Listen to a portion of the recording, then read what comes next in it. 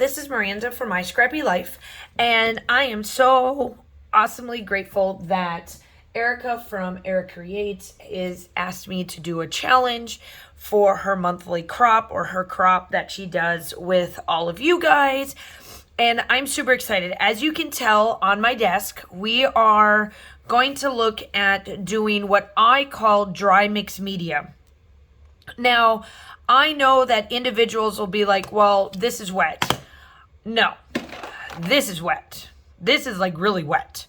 I feel that this stuff is something that if you're wanting to dabble into mixed media and make it something super simple, something super easy, but yet you feel like your paper isn't going to crinkle or any of that. So your challenge is to find some type of, like, you can use these style inks, you could use like the Close to My Heart inks, you could use Stamp It Up inks, Catherine Pooler, whatever you would want to use, and then grab your blending tools, because we are going to talk about stencils.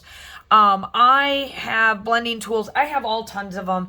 I did get quite a bit of them from Close to My Heart, and I feel that these are very comparable to like Gina K's, the white ones. Mine are drying because I clean mine out after every use.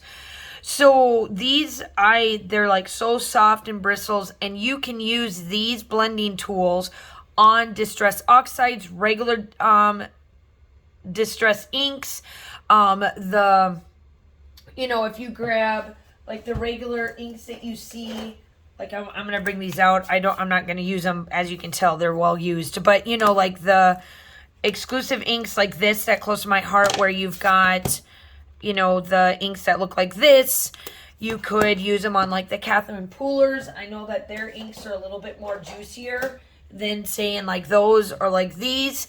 I love using them because it's an easy way of turning your mixed media into something in your background while still feeling like you're not going to take and make your paper crinkle, or you're going to have to like buy extra stuff like this gesso and etc. etc. So stencils, you have to use, my challenge is grab some type of inks like this, and you have to use a stencil on your background. Now, you guys are probably thinking, well, how is this background going to make these?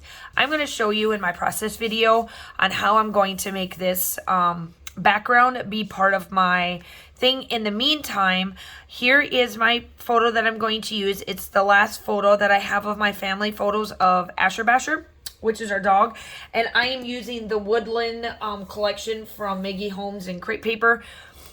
So I kind of have a theme going for this year's or last year's photos that we took family wise, of who's in the photo gets like what type of collection. So anyway, stencils, I have a ton of them. I do the 12 by 12s. I have this size.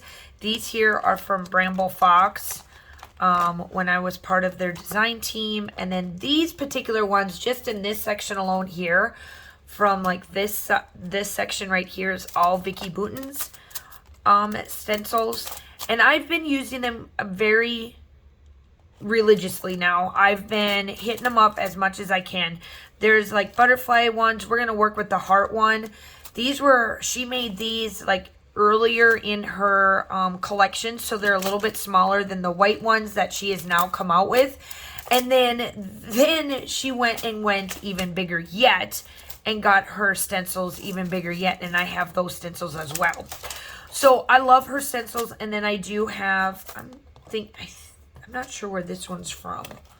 This one is unknown. I'm not sure where this one's from. But then I've got some Tim Holtz back here as well that I absolutely love. Now, I will tell you that I keep on the regular, this is one that I keep off to the side.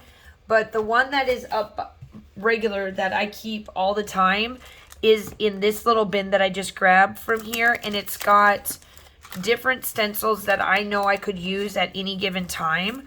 So like this one here is from Felicity Jane. I love, that it's simple. I've got ones that are just regular shapes if I want to use them.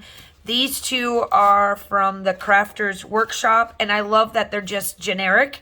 That if I want to like stagger just a little bit of something extra on there, I can. And then I've got the Close to My Heart stencils, and I've got a bunch that are in here. Like, they're truly a ton in here that I just keep on a regular. Like, this has got floral type. Here's some circles.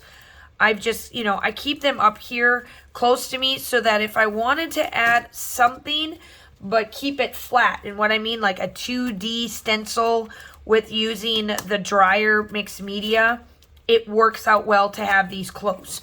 So your challenge, before I start my layout, your challenge is to grab a stencil of some sort. Grab your background piece. I'm using pattern paper. You could go white paper, something. You have to use a stencil, and you have to use some type of inks. Now you can blend them. You can use this color and modeling paste and scrape it on that way, however you want. But I want you to use some type of ink that is in a form of an ink pad. I don't want you to go wet. I want you to stay kind of more on that 2D drier side. So grab one of these and a stencil and then make a layout. So with that all being said, and I've done enough talking now, let's go ahead and watch my process video on how this is going to look at the end. And then we'll come back into real time and I will show you like how I finished it up. I will do a voiceover and all of that stuff. So I'm excited to see what you guys are going to do with this particular challenge. Again, lastly, before I get going, grab some type of an ink pad, blending tools if you want to, modeling paste if you want to get a little bit wetter. Put those colors in there or use it, and then grab a stencil of some sort. This is a Vicki Boutin stencil. And let's see what we can do. Okay, so here we get started. What I am planning on doing is that I'm really not going to use too much wet media. I am going to do my what I typically do is box out my layout with the lines with one of my regular pens. I did grab, it's kind of going to be like a monochromatic layout. I didn't realize that that's what my intentions were going to be until I got done with my layout. So I did grab 3 Distress Oxides to make my hearts. Now the 3 Distress Oxides that I am using to carry them like they would be for leaves, because towards the end, and you see me putting my background pieces together, you'll understand why I picked the greens. So my 3 is Pine Needles, Lucky Clover, and Evergreen Bow. Those are my ones that I am doing. Now, to make sure that you can see the hearts, you can take a pen and just outline them. And as you can see there, I kind of skipped over some so you don't have to watch me monotonously do this, but you can see that it made those stick out just that much more.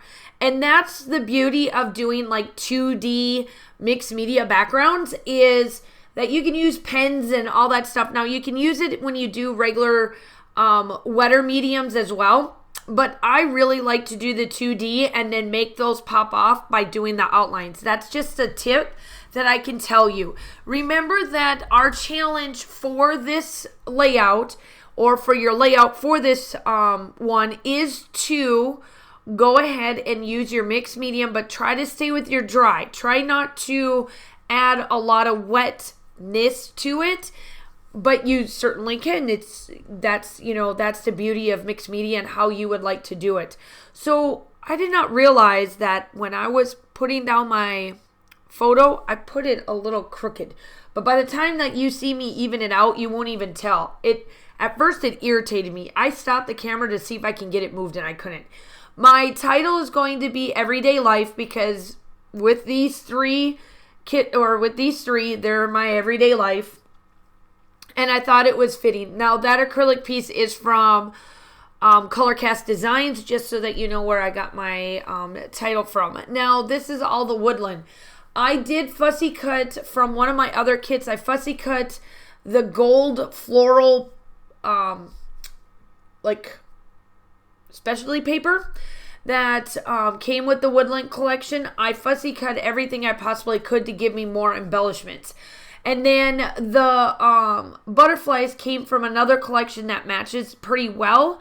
That is part of crepe paper. So I'm just putting down trying to figure out where the pieces are going to go. And then off camera, I do glue these down, and then I come back with just a little bit left. But I wanted to try to at least cut down the video a little bit for you guys, so that you're not completely watching me do everything. Now, I want to tell you guys, it is okay to cover up your mixed media. I made sure that I kept most of the hearts shown, but I tucked a butterfly, a small little flower, or things like that to be able to still make it look like you can see the background. And what this did was, because everything is white and gold, it made that green pop off the layout, because my background is all florals, but it's black and white and gray. So that is another thing that you can do with your background mixed media, is find those black and white, like the lighter black and whites.